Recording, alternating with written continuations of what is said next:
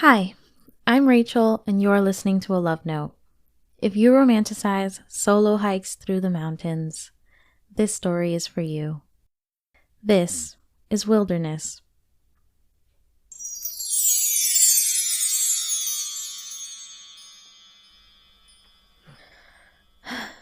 You just had to read wild, she muttered to herself. Ari had been marching uphill for the past 2 hours. The trail was rocky and dry. Tiny shrubs climbed up the looming mountain beside her, and there was no end in sight. Her boots, the same ones Reese Witherspoon wore in the movie adaptation, were killing her. The big toe on her right foot had been throbbing since this morning. At the first sign of flat ground on a ridge facing the valley, Ari fell to her knees and cried out in gratitude. "Ugh! Thank you, Jesus!" Real, honest-to-God tears were streaming down her face. When she started this soul-searching journey, she didn't know what to expect. So far, leaving her comfort zone had only earned her physical and emotional pain. She felt no closer to clarity, purpose, or happiness than she had in Pasadena at her cushy office job. Ari was halfway through setting up camp when she heard a growl. In the last town, other hikers warned her that there were mountain lions in these parts, but they usually stayed away from people unless they were protecting their cubs. Plenty of easier prey to go after. Except this is a drought year, and that could make them unpredictable. Glancing around, she didn't see any little cubs or big mamas, but the ridge had plenty of dead trees and shrubs where animals could hide. With that in mind, and the sun just past the horizon, Ari forewent the rice and beans she was going to cook for dinner and opted for protein bars instead. She stayed in her tent for the rest of the evening with a flashlight and a book.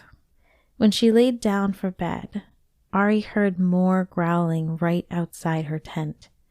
She gripped her bear spray, the only weapon she thought to bring into the wilderness, and prayed whatever was out there lost interest in her. It didn't. The animal took a few swipes at the entrance of her tent.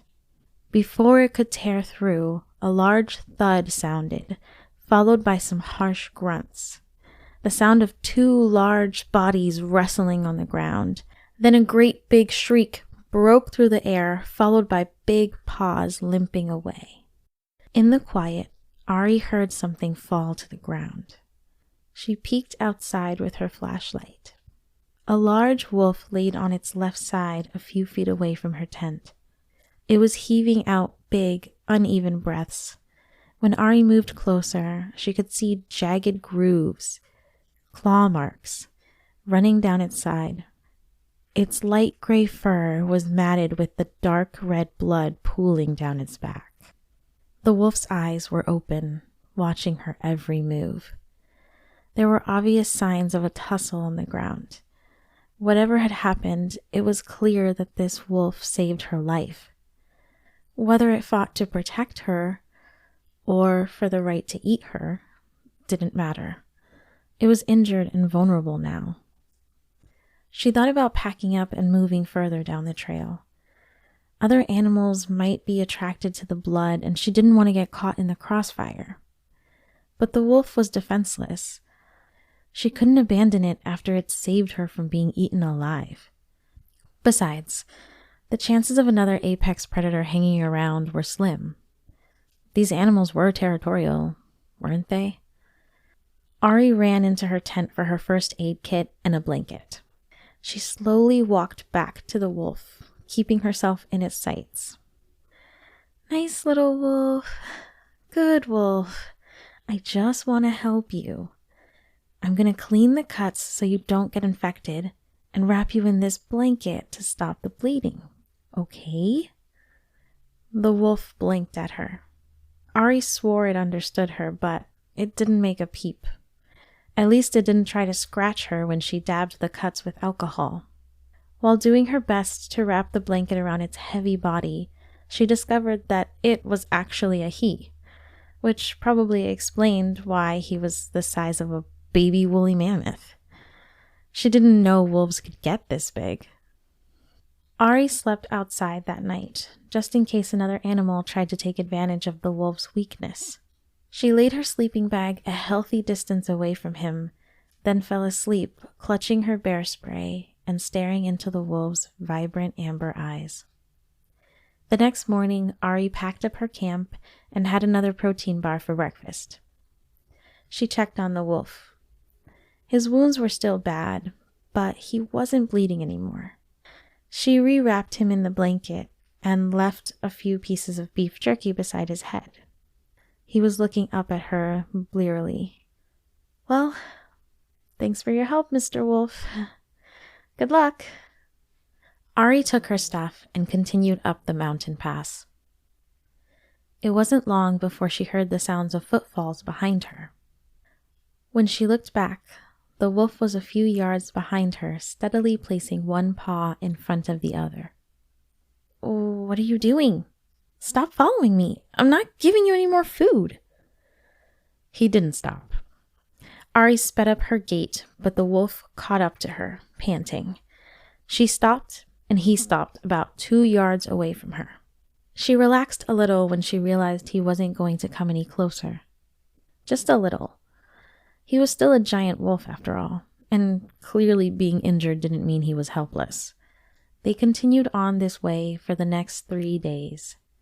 When she stopped, he stopped.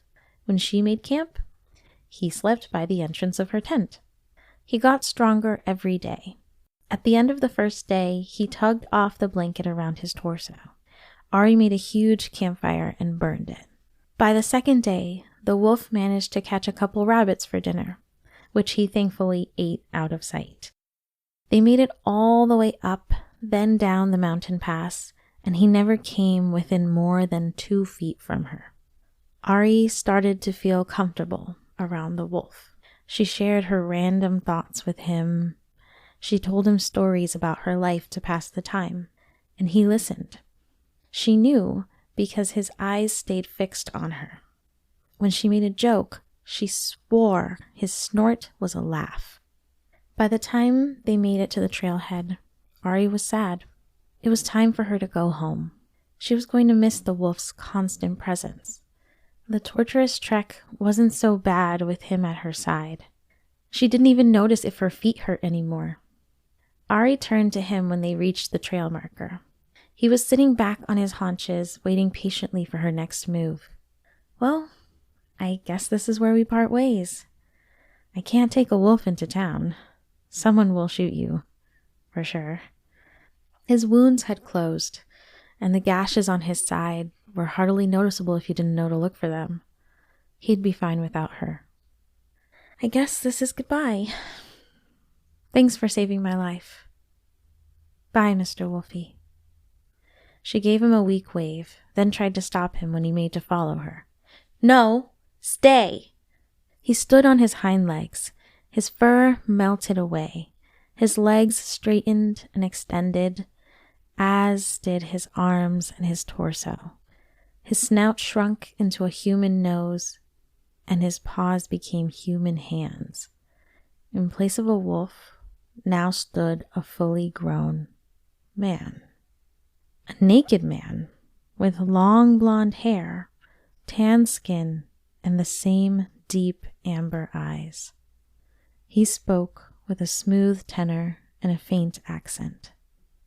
"Now, can I come with you?" Ari took a deep breath,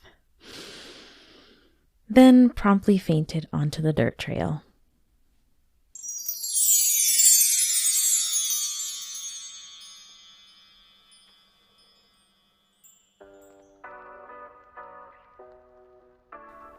Thank you for listening to this love note. You can find the written version of this note through the link in the show notes at rrondon.com. That's the letter R, another R, then ONDON.com. And while you're there, you might as well sign up for the lovely newsletter and have love notes sent directly to your inbox once a month. Or don't. You can do whatever you want. I'll be here next week with a fresh love note just for you. Bye.